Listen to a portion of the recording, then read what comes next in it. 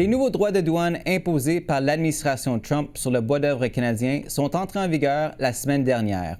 Les 10 supplémentaires font passer à 45 le total des tarifs douaniers sur le bois canadien qui franchit la frontière canado-américaine.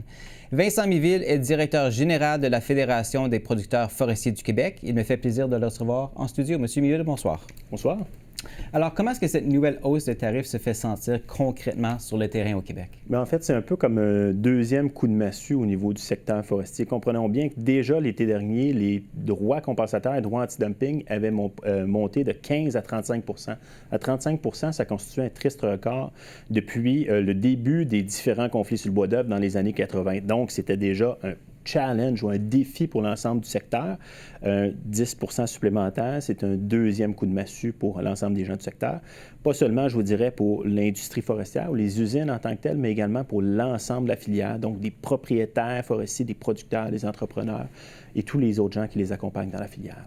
En Colombie-Britannique, on avertit qu'on pourrait perdre de façon permanente, surtout des petites et des moyennes entreprises. Est-ce qu'on court le même risque au Québec?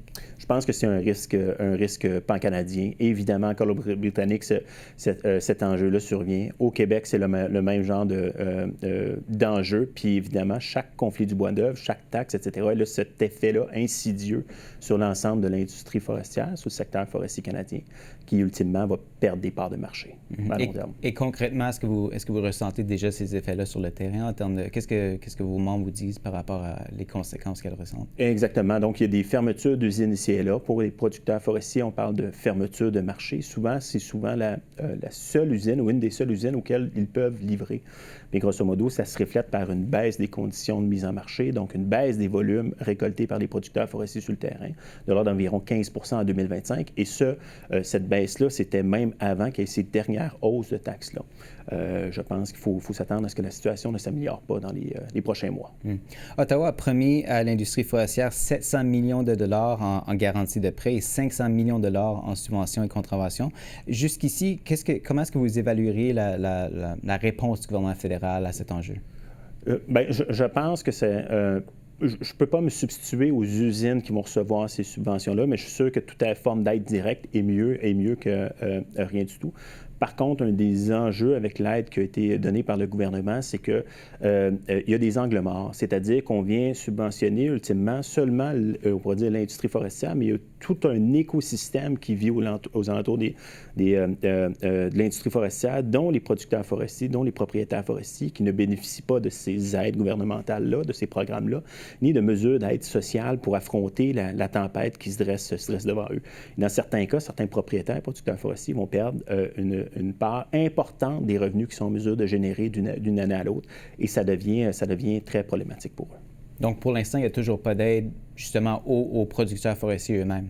Non, exactement. Il n'y a pas d'aide directe, spécifique ou autre. Et c'est un enjeu, je vous dirais, au niveau du gouvernement fédéral, un peu une méconnaissance par rapport aux forêts privées canadiennes. 1 demi-million de propriétaires forestiers à l'échelle du Canada, ou tout près. Ces gens-là possèdent 1/10 des forêts canadiennes, génèrent 20 ou enfin tout près de 20 de l'ensemble du bois qui est transformé par l'industrie forestière. Mais il y a une méconnaissance par rapport à ces gens-là, il y a une méconnaissance par rapport à leur territoire, et ça se décrit dans les politiques qui sont adoptées par le gouvernement fédéral qui, parfois, les laissent dans l'angle mort. Environ le quart du bois d'œuvre utilisé aux États-Unis vient du Canada.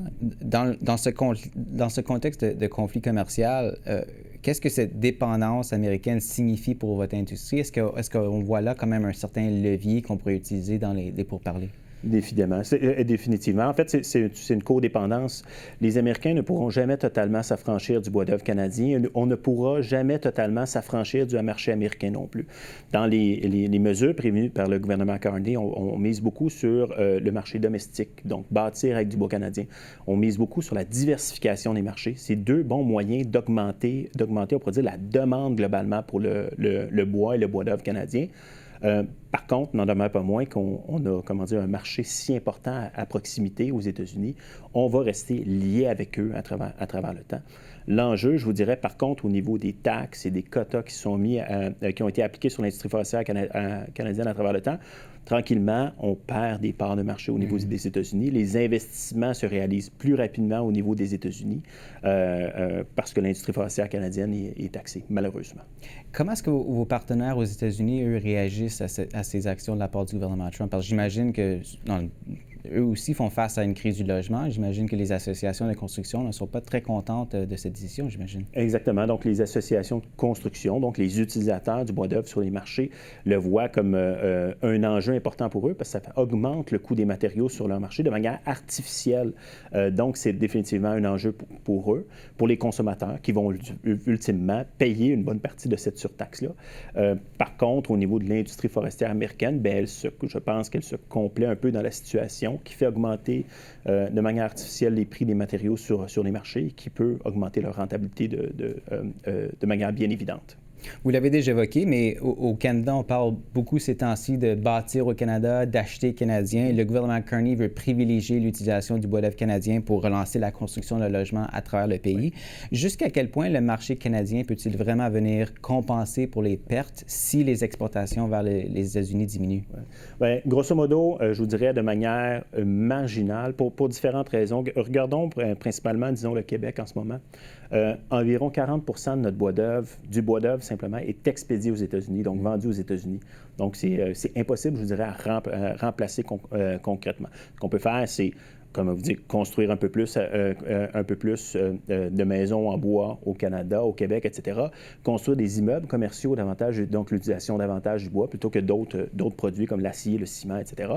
Et ultimement, peut-être produire d'autres produits à valeur ajoutée qui ne seront, du moins on l'espère pas, ne subiront pas les mêmes représailles ou les mêmes tarifs. Là. Mais la construction au Canada, ce n'est pas une panacée, c'est ce que vous dites? Non, exactement. Pour donner une idée, on se construit environ 200 000 unités de logement au niveau du Canada.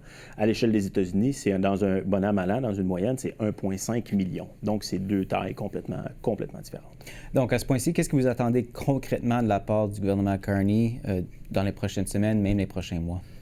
Premier élément, une meilleure reconnaissance de la forêt privée et des producteurs forestiers. Donc, c'est développer le manque de connaissances qui existe à propos de cet élément-là.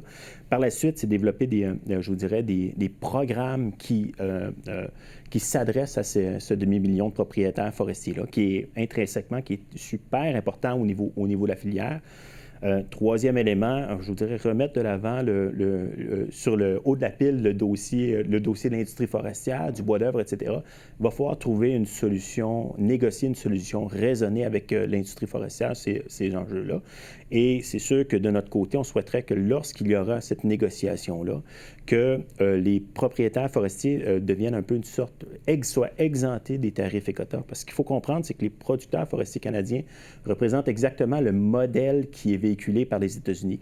Donc, des gens qui détiennent une forêt privée, qui récoltent le bois et qui le vendent à l'industrie forestière. Nous autres, ici au Canada, ce qui est vraiment attaqué, c'est le modèle, on pourrait dire, de gestion et de vente de bois des forêts publiques. Les producteurs forestiers qui vivent avec le même modèle que les Américains sont des victimes collatérales dans cette situation-là. Il faut trouver le moyen d'extirper pour de bon ces gens-là pour pas qu'ils aient à subir les conséquences de cet affreux conflit. Vincent Méville, merci d'avoir été des nôtres ce soir. Le plaisir était pour moi.